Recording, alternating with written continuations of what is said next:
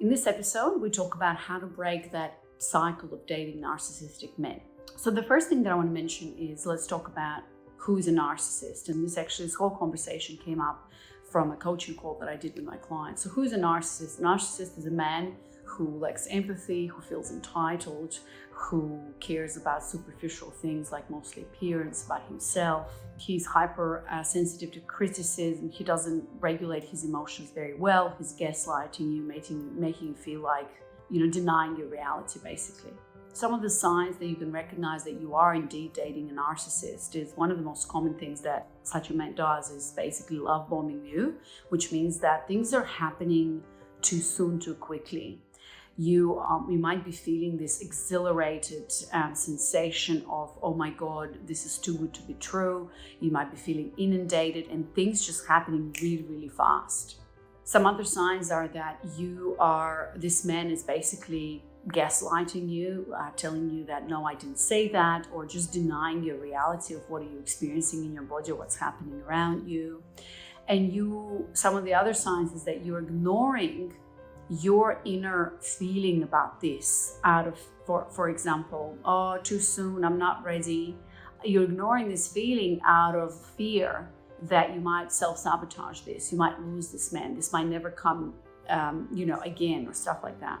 And one of the other things you might be feeling, which is one of my clients mentioned, is that things might feel out of sync, which means that this man's speed is too fast for you or too much for you, and you're not ready. But a lot of the times what women do is they ignore that feeling within themselves so that, again, they don't lose this man or whatever. I'm imagining this, this is amazing. So you ignore those internal signs and almost like you feel out of sync where he's rushing you and you're not ready, but you're jumping into it anyway. So I'm going to ask you to do this exercise, and this is what I've asked my clients when they shared this. And the typical example is a client of mine, she was in a relationship like this, and she started sharing with me that she finally broke up with this man. And it's very hard to break up with narcissists because they create this really strong emotional attachment to you. And so I asked them this question, which I want to ask you as well to think about if you're attracting these types of men, if it's a pattern for you, or you might be thinking that you're attracting it, is what is your role in this dynamic? What part are you playing or have you played to not only attract this dynamic, but also to continue to do it? And this is a really important question to ask yourself, because what it does, it gets you out of that victim mentality and victimhood that this is what happened to me or he did this to me.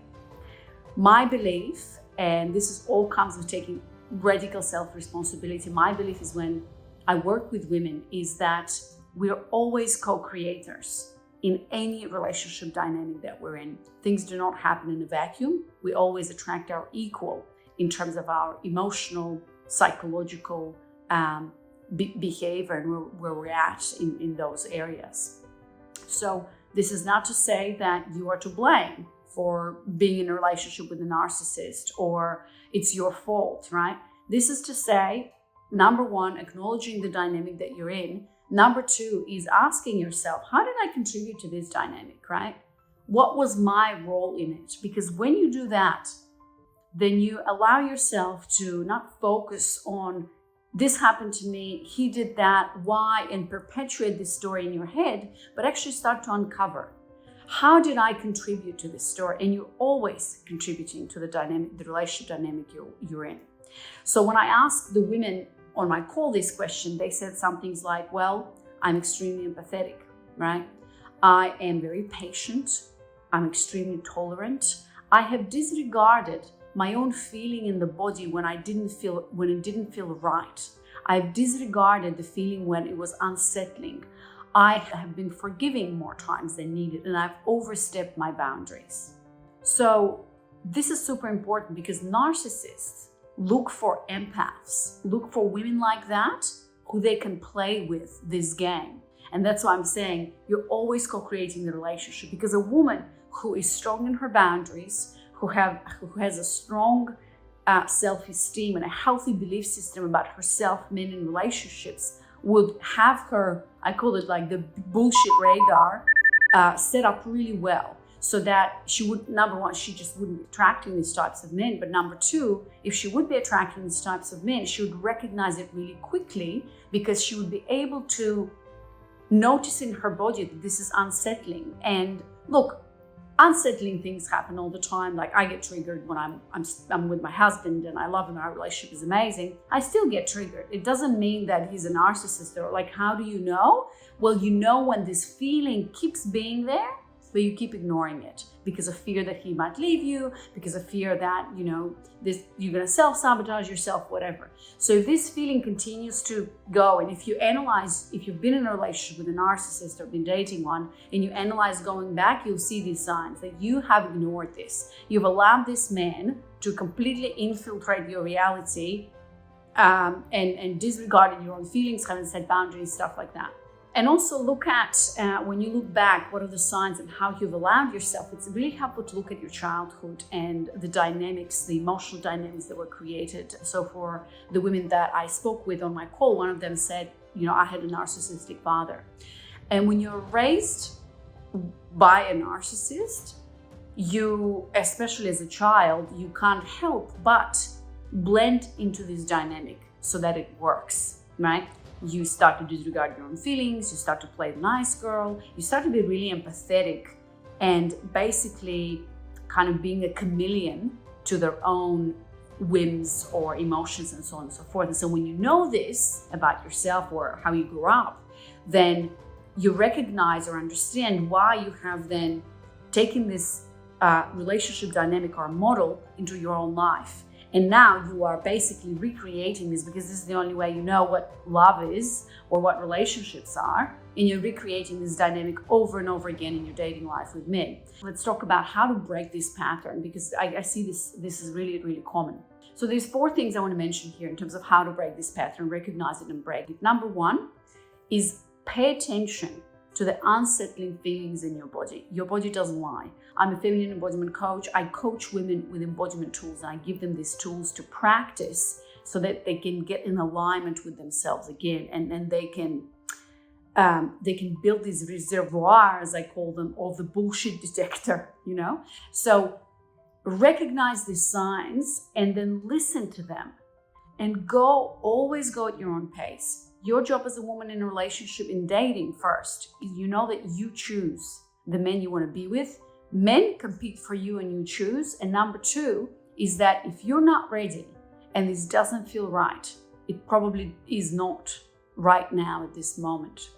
I'll give you an example. A client of mine, Julie, she was dating different men, which we're going to talk about in a moment. Why is that important? Then Drew, her current boyfriend, he kept pursuing her and asking her to be his girlfriend. But she wasn't ready. She was maybe 80% there. And if you're not ready to say yes to be exclusive for a relationship with a man, you're not ready. And this is also a great filter, because a narcissistic man will either push you and corner you or intimidate you into being in a relationship with him, or, basically he'll push you into this, or he'll throw a tantrum, or he'll be probably out of here or whatever. So notice that, because a healthy masculine man, a man who is really in alignment with himself, he'll understand. He will either leave and say, okay, you're not ready, that's fine, I'm moving on. Or he'll say, I understand, I will wait, or I'll keep pursuing you until you're ready. This is what happened with Julie, actually. It was about 2 months that he kept pursuing. And finally, she was ready to say yes. So notice how it feels in your body and listen to that. And if you're not ready, and if a man is pushing you or cornering you into anything that you don't want, that is when you co-create codependency, so to say, right? Number 2 is do your own internal work to get in alignment with who you are. A woman who knows herself, knows her feelings and what she wants, will not allow a man to manipulate her into anything, a relationship, sex, or whatever, right? So do that internal work. And how I do this with women is through embodiment tools, but you can do it in any other way, right? Know yourself, because again, you have allowed this man. This is a powerful position you take in dating, and it's radical self-responsibility. I have allowed this dynamic to happen, because when you do that, then you're able to find the tools and the practices or whatever to actually do something about it. Because if things are done to you, then you're powerless in that dynamic, right? The next step is extremely important. It's setting your boundary, learning how to set boundaries, setting them, and then holding your boundaries, right? So how you set boundaries is basically you have to know what is your yes, what are you available for in dating or relationship, what are you not available for, what is your no. And then how I teach it is, again, it's through embodiment. You have to feel it in your body. How does your yes feel like? So explore in your body, what are you available for and how does that feel in your body? And then also explore, how does your no feel like? What are you not available for and how does that feel? And then you need to practice that. I teach my clients a practice called feminine flow, and I do a lot of coaching around that because embodiment is a muscle.